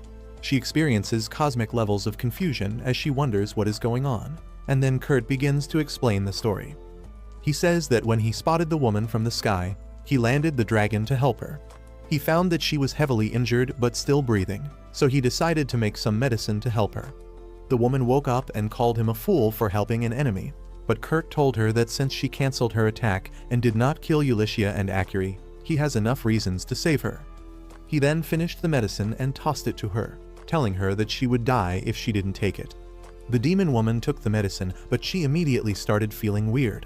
She fell to the ground and Kurt apologized to her, claiming that he mixed a sleeping drug in the medicine because he is a coward who can't face her properly. He told her that she would be out cold for at least 3 days, and then lashed at her for attacking a dragon that was attached to a human. The demon woman was confused about what he meant, but Kurt thought that she might not be able to understand him. He thought out loud that just because this woman has horns too, he is not the same as his childhood friend Hilda. As soon as the demon heard that name, she tried to reach Kurt to talk, but the medicine kicked in just then, and she passed out, so he carried her here. Back to the present, everyone returns to the mansion, and Kurt tells Akiri to apologize to Sina and others because they must be worried when she suddenly vanished earlier. Just then, Sina and Lies come running to greet Akiri, and Ulyssia just watches them from a distance. Another person comes out of the mansion after them, and he gently welcomes Ulyssia and Kurt. They wonder who the hell is he, and then Lies introduces him as their Atelier Meister, shocking both of them. The fake Atelier Meister then introduces himself as Rikudo, and Kurt is already in awe of him. He introduces himself as well, and Rikudo thanks him for creating such a wonderful building. Meanwhile, Ulyssia is really suspicious of this new guy, and she immediately sends Kurt to the kitchen to prepare their food and asks Sina to take Akiri to the playroom. As they both leave, Ulyssia turns to Rikudo, but he pins her against the carriage. She is not impressed by his audacity and tries hitting him with the Nutcracker 3000, but her kick passes right through his body. Ulyssia finally realizes what is going on and tells Lies that this is not funny. The princess just smirks because Ulyssia was sharp enough to figure out that Rikudo is just an illusion that she made using Kurt's dagger. Ulyssia says that the dagger is really special if it can create illusions of people that don't even exist, and Lies says that Rikudo is how she imagines Kurt to look when he turns 20. She erases the illusion with that, and just then, Ulyssia gets a message from Mimiko, who says that she will come to give them the report of Akiri's background check soon. The day comes soon, and everyone stares eagerly at Mimiko, wondering what she is going to tell them. However, she came here just to eat the food prepared by Kurt, because their investigation turned out to be a total failure. She then explains that the hair and saliva sample that Yuli got had only human DNA, but they also found some magic stone-like stuff inside Akiri's nails, and that had the power of spatial magic that is not found in humans at all. Mimiko says that the space magic was used during the Age of Creation, but now it is lost to time and no one can use it. Kurt asks her if this means that Akiri is a monster, but Mimiko can't be sure of that either. However, the fact that they don't know anything about Akiri makes her incredibly dangerous. She says that the best thing they can do is seal her teleportation magic and lock her up in one of her labs, but Kurt strictly refuses to do so. Mimiko asks for his reasons and Kurt asks if she thinks he is dangerous. She replies that since they are friends, she doesn't think he will attack her. Kurt replies that his reason is the same, because he never feels any sort of danger from Akiri.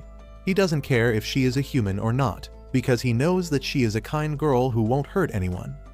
He declares that Akiri is staying with them, and Yuli agrees with him, saying that if they don't have any proof that the girl is a monster, they can't treat her like one.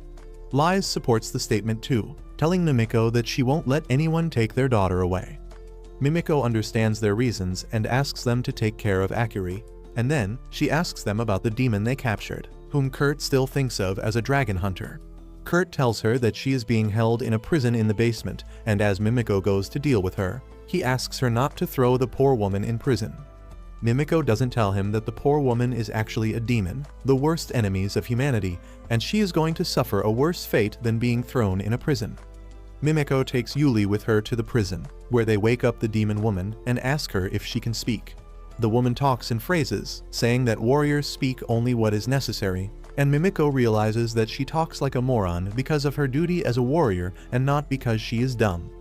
The demon woman is offended by that and tries to burn her with magic, but the room made by Kurt has anti-magic properties and it blocks out the fire. Mimiko tells the demon that she can't do anything and then asks if she has any teammates nearby. The woman tells her that a loser must obey the winner, but it was Kurt who defeated her, and so she will only answer the questions he asks. Mimiko sighs as she brings Kurt and Lies to the room. Kurt immediately asks the demon lady how she is feeling, and she complains about the rope around her arms. He tells her that they can't remove it, but she cuts him off mid-sentence and asks Kurt if he really knows Hilda. He affirms, but Yuli is curious about the name. Kurt tells her that Hilda was the daughter of a merchant who often came to their village, and she was a horned person like the woman here.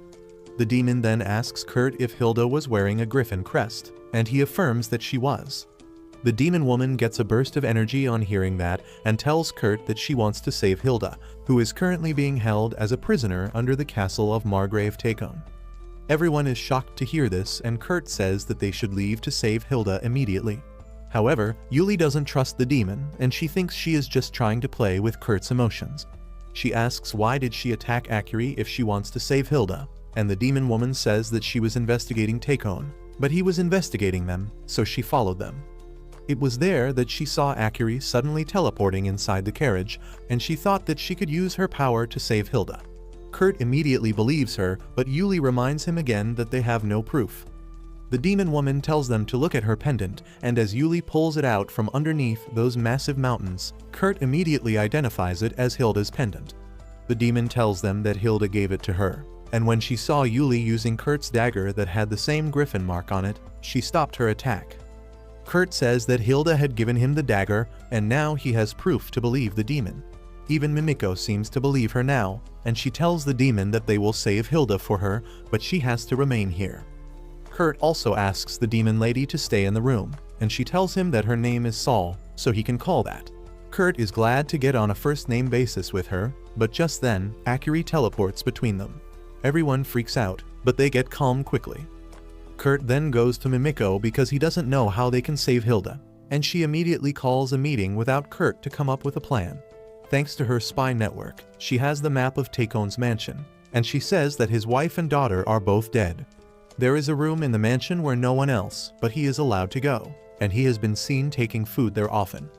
Sol says that she tried to enter the room, but could not, and even Mimiko's spies failed to enter it. Lies comes up with an idea to use the illusions to make it seem like a thief is using magic to go through the wall, and that will make Takon panic and open the door himself. Lies plans to use the fake Atelier Master Pike for the job, and everyone thinks that it is a good idea. Yuli is worried that they might need to leave Kurt alone in the workshop with a demon, but Lies plans to take him along too. She explains that Takon is organizing a 3-day festival in his territory, and that will be the perfect chance to take Rakuto to him under the guise on introducing the new Atelier Meister, and at the same time, they can tell Kurt that they need to research about this area's culture at the festival. Those two things are just excuses because both Lies and Yuli want to go on a festival date with Kurt. They say that the plan will be executed on the third day when the knights are executed, but that is also done to ensure that both of them get one full day with Kurt before the festival is shut down. Soon, the group departs for Takon's territory and Kurt starts talking with Rikudo. He apologizes for dragging him into their rescue mission, but Rikudo is just a reflection of Lies' thoughts, and he says that as a noble, it is his duty to stop nobles from doing evil deeds. Both Yuli and Lies freak out on hearing that, but when Rikudo asks Kurt to keep it a secret that he is from the royal family, they calm down a bit. Later, they reach their inn and Rikudo leaves first to prepare for his meeting with Takon. And then Yuli tells Kurt that she will be investigating Takon's mansion tomorrow while he takes care of Lies and Akiri. Kurt volunteers to help her, but Lies tells him that he can't do that because he is supposed to study the market with her. She emotionally blackmails him, saying that Akiri is also really excited to see her first festival with her dad, and Kurt agrees to go to the market with them. The next day, Akiri and Lies enjoy their trip to the festival, and Lies asks Kurt that he must have seen a lot of festivals while he was traveling with his adventure party. Kurt tells her that they went to a lot of cities and festivals, but he was always stuck doing maintenance work and guarding the carriage while other members partied hard. Lies pities him, but Kurt thinks it is normal for the person in charge of chores not to enjoy festivals. However, he wants to be a good dad and give Akiri the things he could never have, which is why he agreed to come to the festival. Lies suddenly takes his hand, telling him that he should enjoy this festival to make up for all the times he didn't, and Kurt is really happy to hear that. However, he doesn't know that Lies is planning to confess her feelings to him after their date is over. The three of them enjoy their time in the festival, and when the evening arrives, Lies leads them to a garden so that Akiri can play with other kids and she can have some quiet time with Kurt. She thinks that Kurt will be in a great mood because he enjoyed himself at the festival today, and when she confesses to him, he will become even more happy. However, when she goes to him, she finds a serious expression on his face. Lies wonders what is happening, but then she realizes that they are in front of Takon's castle and Kurt is staring straight at it. She realizes that she forgot to take this factor into consideration and immediately asks Kurt if he is worried about Hilda. He tries assuring her that he is fine because everyone has promised to save Hilda, and he trusts them. However, he feels guilty that he can't do anything to help. Lies begins counting the incredible things he has done, but Kurt doesn't know how special he is, and he says that anyone could have done them. Lies wonders how can she convince him to stop underestimating himself, and she realizes that confessing to him right now will not be the best thing. So she tells him that she deeply respects and adores him, and everyone else at the workshop is the same. She tells him that all of them like him a lot, and that is the reason they are here to help Hilda. Kurt is moved to tears on hearing this and says that he also likes everyone a lot, and that is why he wants to be of more help to them. Lies promises that they will keep helping each other in the future, but just then Akiri calls Kurt because she is hungry, ending their emotional moment. As Kurt rushes towards her, Lies thinks that she missed a golden chance to confess to him. But it is all good since she saw his heartfelt smile, and she promises herself that she will confess her feelings soon. The next day, it is Yuli's turn to go on a date with Kurt, and before leaving, she stares at the sword that he recently made for her after she lost her sword in the fight against the demon. He mines some mithril and adamantite for that and asks to borrow the forge of a local dwarf blacksmith. The blacksmith laughed at Kurt for saying that he would make a sword out of an alloy of the two ultra-rare metals, but Kurt stood on business. The sword he made was strong and sharp enough to cut through a boulder with ease, and the blacksmith reacted like he just saw the work of the god of weapon making, and immediately left on a journey to improve his skills. Yuli suddenly comes out of her trip down the memory lane and gets excited, thinking about her date with Kurt. Luckily for her, Akiri was too exhausted from running around the market yesterday, so she is still sleeping, and now Yuli is alone with Kurt. She begins thinking how she will use her experience as an adventurer to take Kurt to the best spots in the city, and that way she will show him that she is better than Lies. Just then, she hears some commotion nearby and finds some thugs trashing a poor guy's shop. She decides to ignore it because she is not letting someone else's problems spoil her date, but unfortunately, Kurt has other plans. He immediately walks up to the thugs and tells them to stop harassing the shopkeeper. He asks them to state their reasons for damaging his shop, and as the jerks begin arguing with him, Yuli sighs, realizing that she was not destined to have a normal date with Kurt. Anyway, the thugs tell Kurt that the meat buns this shop was selling tasted like shit, which they know because they eat that a lot, and they are just helping other people by making sure that they don't accidentally buy it. Kurt decides to be the judge of that, and he immediately buys a meat bun from the man. He tastes it and says that it is really good and the ingredients used for it have been selected very carefully. The little pineapple dude pushes Kurt back, telling him to stop acting like he is Gordon Ramsay, but Yuli is there to hold him. She tells the thugs that Kurt is not a food critic, but he works at an atelier, and that is enough qualification to judge anyone. The thugs get nervous because they know they shouldn't pick a fight with an atelier, and they immediately run away.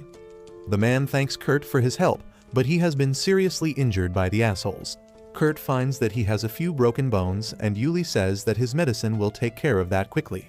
However, Kurt tells her that they should take him to the hospital nearby because that will be better than giving him medicine made by an amateur like him. Before Yuli can say anything else, Kurt picks up the injured man and runs away to the hospital, further ruining their date. She is on the verge of crying, but then the shopkeeper's daughter starts crying for real, and she decides to comfort her first. Just then, a merchant passes by, telling people to buy sweet cactus juice, and Yuli immediately identifies her as one of Mimiko's spies. She goes to the spy who begins telling her about a cooking competition that is going to be held today, and the Gargel restaurant has been the champion for the past 2 years. However, this year, they felt threatened by the small shop that sells really delicious meat buns, and they hired some thugs to harass them. Yuli is pissed as she realizes that the bastards at the Gargel restaurant are the reason her date got ruined, but she thinks that once Kurt returns, the problem will be solved and they can resume. However, Kurt comes back with bad news. The shopkeeper was injured quite seriously, so he had to be admitted to the hospital for a full day, and he was really worried about his daughter and his shop. Yuli already knows where this is going, and soon enough, Kurt asks her if he can help the store for today. He has already promised the owner that he will look after the shop, and Yuli can't bring herself to say no to him. She decides to get revenge against the Gargel restaurant and tells Kurt that she will help him cook some delicious meat buns to win the cooking competition. However, the girl named Luna tells them that they can't do that anymore because the thugs threw all the filling they had and now they can't make anything. Yuli tells her that they will manage it somehow and asks Kurt if he can cook some delicious meat buns with other available ingredients. He says that he can, and Yuli asks him to teach Luna how to make them, because she should be the one to win the competition and make her father proud. Luna gets ready to do that, and Yuli asks Kurt what ingredients should she buy. He asks her to buy as many sweet cacti as she can from the market, and also fetch the red beans that he won in a game yesterday. In the meantime, he plans to dig right in front of the stall, and Yuli asks him if he is sure he wants to dig the main street.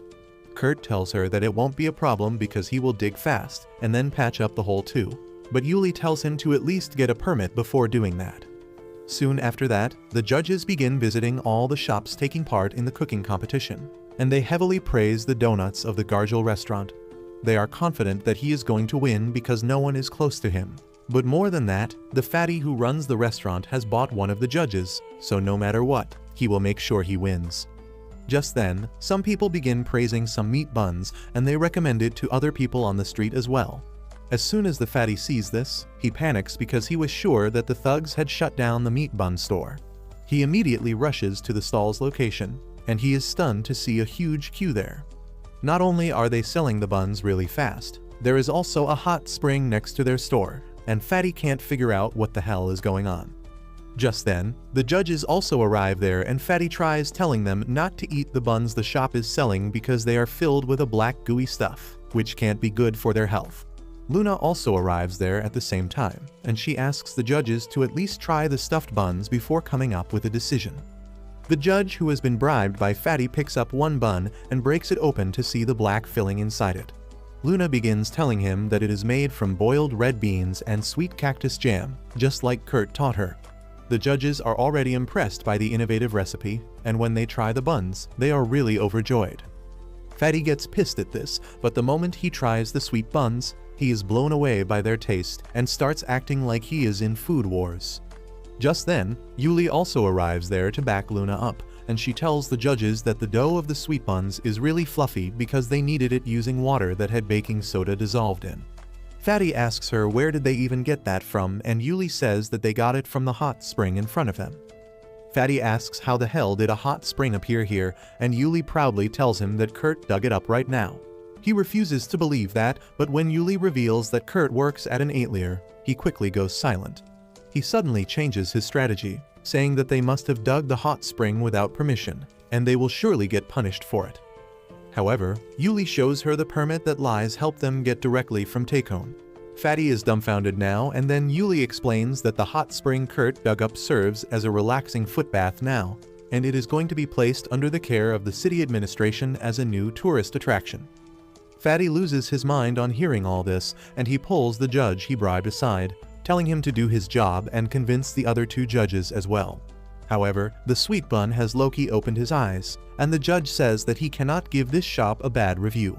He even tells Fatty that he doesn't need his money anymore as he rushes back. Just then, Fatty sees the three thugs he hired hiding behind a corner, and he immediately goes over to them. He orders them to crush the shop quickly, and even if they get thrown in jail because of that, he will get them out somehow. However, the bandits begin speaking in a very girly voice, saying that they are not going to let this slide. Fatty gets confused by this, but it turns out that the three thugs were just illusions created by Lies, who is there with two spies. She tells Fatty that the thugs he hired are already rotting in jail, and now it is his turn. Just then, Yuli also comes there to block her exit and says that they know he supplies the ingredients to Margrave Takon's castle, and he uses the scraps left from his kitchen in his restaurant. Moreover, she knows that he put crack in his food so that his customers get addicted and come to his shop more often. Fatty panics, asking how the hell do they know this, and Lies takes her appearance using the illusion dagger, saying that once she went to the Lord's kitchen disguised as him, the chefs there quickly blabbed out everything. Yuli tells him to surrender and get ready to rot in jail because of his crimes, but the desperate Fatty pulls out his knife and charges at Lies instead. Luckily, the spies pin him to the ground quickly, and Yuli tells him that he is going to get a life sentence for attacking a royal. He doesn't even get what that means till Lies properly introduces herself, and that fact completely breaks his spirit. After that, Lies teases Yuli about her failed date with Kurt, and she says that it doesn't matter now because Kurt is happy. Later that night, Takon learns about Fatty's arrest because he attacked Lies while she was enjoying the festival, and he is furious because they were on good terms. Moreover, his assistant says that their investigation revealed that all the chefs working in the castle were sent by Fatty, and that immediately disqualifies them from their job, so they were immediately fired. Takon panics on hearing this because Lies is going to visit him the next day, and he can't welcome her without anyone to cook. The assistant already has a plan, and he suggests that they present the sweet buns that won the cooking tournament along with tea. Takon thinks that it is a good idea and tells his assistant to bring the chef who made the sweet buns to him the next morning. The next morning, Lies and Yuli get ready to visit Takon along with the fake Atelier Master Rikudo. They have a map of Takon's castle on the table, and Yuli tells Kurt that they are going to rescue his friend Hilda today. She decides to let him on the plan as well, and says that the room where Hilda is captured is accessible only through the kitchen, because that will make it easy to get food to her without being noticed. Rikudo says that he will try to find proof that Hilda is being held prisoner there and then convince Takon to let her go. He asks Kurt to rest assured, and he says that he will go and help out Luna with her shop till her dad gets better. Once Kurt leaves, Lies suddenly appears behind Yuli because she had cast 3 illusions at the same time using her knife. They had already planned this out in advance, because there are 2 problems with using the illusions. First of all, Lies needs to draw the knife to use the illusions, but she can't meet Takon with an unsheathed weapon. Next, the illusions can't touch things, and that can create problems in a meeting. To solve both the problems, Lies decided to create an illusion of herself in addition to Rikudo, and then turn invisible to hold things when needed. With that, the 2 of them head out to meet Takon, and Lies creates the 2 illusions before she prepares to disappear. However, just then, they get a message from the spies that Kurt has been hired as a temporary chef of Takon's castle, and he has already reached the kitchen with Akiri by his side. Yuli and Lies are dumbfounded by this, and they don't know whether they should laugh or cry about the situation.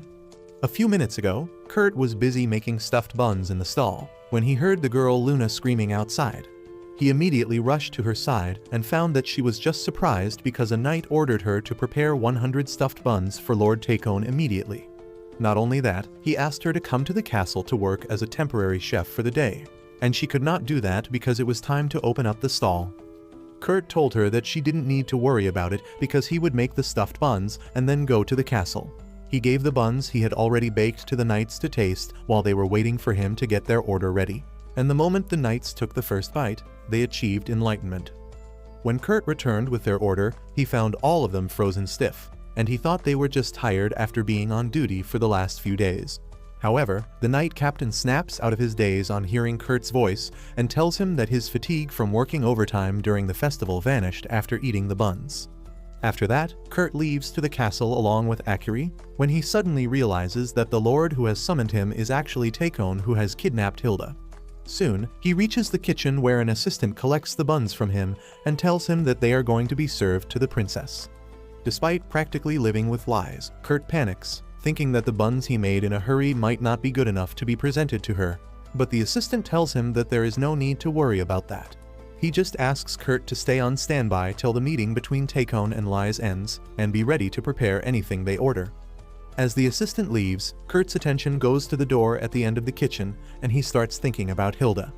Meanwhile, Lies meets with Takon while keeping up the illusions, and Takon tries to brush up the incident where the fatty chef tried to attack her. While Lies keeps him busy, Yuli is stuck guarding the door, and she just hopes that Kurt doesn't do anything reckless. Back in the kitchen, Kurt is feeling uneasy because he really wants to open the door and find Hilda, but he also understands that he shouldn't take any risks that can derail their plan. However, controlling that urge is quite hard, and Akiri notices him looking worried. She asks Kurt what is bothering him, and he tells her that his friend might be behind the door, but he can't open it right now. Akiri gets excited on hearing this and tells him that she can take him beyond the door to search for his friend. She quickly hugs him, and the next moment, Kurt finds that they have teleported to the area behind the door. He is surprised that Akiri can teleport him along with her, but he still thinks that they should not be here. He tells Akiri that they should return, but she tells him that she can't do it. She gets upset because she wanted to search for his friend together, and as Kurt is wondering how to console her, he hears a woman's voice coming from the room next to him. He thinks that it must be Hilda, and decides to ignore all the warning bells ringing in his head to rescue her. He takes out a pin and uses it to unlock the door, but to his surprise, there is only an old woman inside the room. On the other hand, Takon tells Rikudo that he wants to appoint him the governor of the city, but Rikudo replies that he wants to ask him questions in private before accepting the position. The fake Lies leaves the room to give them privacy, and as soon as she leaves, Takon suddenly becomes more relaxed, unaware that the princess is watching everything. She is now sure that Takon has some business with the Atelier Meister that he doesn't want her to know, so she decides to make him admit it. She controls Rikudo, and he asks Takon what he wants from him. Well, Jabba the Hutt really likes his direct attitude, and he asks Rikudo if he is interested in eternal youth. Meanwhile, Kurt and the old lady are surprised on seeing each other, and she asks him to come inside her room because she doesn't get guests too often. He is too stunned to say anything, but the woman invites Akiri in too. Akiri sees her looking unwell and asks if she is alright. The woman tells her that she hasn't been able to eat much recently, and Akiri hands her a stuffed bun that Kurt made. The woman takes it without hesitation, and she is amazed because she can taste it unlike other foods. Suddenly, Kurt realizes that the woman is not old but just looks old, and he asks her how is that possible. The woman is astonished that he can tell that just by looking at her. She begins marveling at his other abilities too and asks if he is some famous magician, but he replies that he is just a chore boy at the local atelier. Anyway, the woman thinks that he is really special, and she tells Kurt that he might be the only person who can save Hilda, who is trapped right under her room. Kurt freaks out on hearing that Hilda is under the room, and he decides to turn a hardened bread into a shovel to dig to the lower floor. The woman stops him and asks him to follow her into a secret passageway that will lead them to Hilda. Back at the meeting room, Lies is shocked to learn that Takon is after eternal youth. Rikudo says that eternal youth is the ultimate goal of Atelier Meisters like him, but it is not something that can be done so easily. Takon tells him that humans live short lives, but other species like elves and demons live for a long time. There were experiments in the past to place demon and elf cells into human bodies so that they could become long-lived too, and Rikudo immediately says that the experiments failed, and they were banned because of the dangerous side effects. Takon says that he has full faith in Rikudo's abilities, and he might be the person to create a medicine to achieve eternal youth. Lies now realizes his full plan, and she wants to create the illusion of a thief to expose him, but before that, she wants more details. So Rakuto asks Takon why is he in such a hurry. He reminds him that holding demon cells and experimenting with them is legal both according to the laws of the country and the laws of the church. However, if Takon is desperate enough to reveal his intentions to a complete stranger, he must be short on time. He says that Takon doesn't look like he needs anything in life by living longer, and there must be someone else he wants to use the medicine on. Takon refuses to answer that question and says that he just needs the medicine, and Lies decides that there is no point in questioning him any further. So she starts part 2 of the plan and makes her clone outside scream loudly. Immediately after that, Yuli opens the door and lets the clone in, telling Takon that some thieves broke into the mansion, and she tried to fight them off, but they rushed to the kitchen. Takon panics on hearing that, and he tells Rakuto and Lies to stay in the room. He asks Yuli to protect them at all costs and tells her not to leave the room. He runs out with that, but Lies follows him while keeping up her invisibility. She soon reaches the hidden area and Takon panics even more on seeing the door to the room open. As he enters inside, he begins calling the name Famil, and that confuses Lies because that is the name of Takon's daughter. He gets really devastated as he sees that she is not in the room, and while he goes inside the secret passageway, Lies decides to check out the room. She finds a gray hair on the bed and then enhances her senses to find more traces. She suddenly smells Kurt's scent, and even though she wants to immediately rush to his side, she decides to meet with Yuli first. Meanwhile, Famil leads Kurt and Akiri to the room where Hilda is being kept prisoner. Kurt apologizes to his friends for ruining their plan and then opens the heavy door to see Hilda tied up in chains. She immediately recognizes him as the boy she met in the village, and Kurt is really glad that she still remembers him. He tells her that he will save her now, but Famil has got him covered. She immediately deactivates the chains holding Hilda, and Kurt rushes to her side. However, once he reaches closer, he realizes that she has not changed at all, even though it has been 10 years since they last saw each other. He keeps trying to find at least some manner in which she has become different, but he can't, and in the end, he just tells Hilda that she looks the same as ever. She immediately punches him, saying that it is his fault because she hasn't been able to grow after he fed her that medicine in the mountains. She starts hitting him, saying that not only that, he also left the village without telling her, and she will make him pay for everything. Kurt keeps apologizing, but then Akiri steps up for him, telling Hilda to stop being mean to her dad. This makes Hilda even angry because after turning her into a lowly forever, he went ahead and had a daughter. Kurt explains that Akiri was born from an egg, so he didn't really do any baby-making stuff, and Hilda doesn't find it hard to believe. She then tells Kurt that she is hungry and asks if he has something to eat. He only has some hard bread, and though Hilda tells him that it will be enough, she can't even bite into it. Famil then asks Hilda if her eternal youth is because of the medicine Kurt made, and she affirms. She asks Kurt if he can make that medicine again, and he replies that he hasn't seen a rainbow flower after that one time, and he can't make the medicine without it. Hilda apologizes to Famil that she couldn't help her more, but the old girl tells her that she doesn't mind it. Kurt is shocked to hear Famil's name, and he asks her if she is really Takon's daughter. She affirms, and Kurt's single working brain cell gets fried trying to figure out what is going on. By the time he arrives at some sort of conclusion, Takon comes to the room, and he is relieved to see that his daughter is safe. He thinks that Kurt is the thief, but Kurt lashes at him, saying that it is wrong to kidnap people no matter the reason behind it. Takon tells him that he will never understand his situation, and Kurt replies that he totally understands it because he is a dad too, and he loves his daughter. However, he immediately gets off the rails after this, accusing Takon of failing to love her daughter after she grew up and kidnapping Hilda, who can never grow older, so that he can love her as his daughter forever. Everyone is confused by this, but Kurt is not done with his Delulu mode yet. He thinks that because Takon was giving all his attention to Hilda, Famil drank a medicine that made her look like an old lady, and everyone is dumbfounded. Finally, Kurt accuses Takon of being a PDF file, and though he can let a lot of things slide, the noble firmly objects to this. However, Kurt doesn't stop yapping and tries to guilt Takon about not loving Famil once she grew up. Hilda suddenly paralyzes him because she has had enough of his rambling, and then she turns to Famil, asking if she is sure about their plan. Famil affirms, clinging to Takon's arm as she asks Hilda to kill him.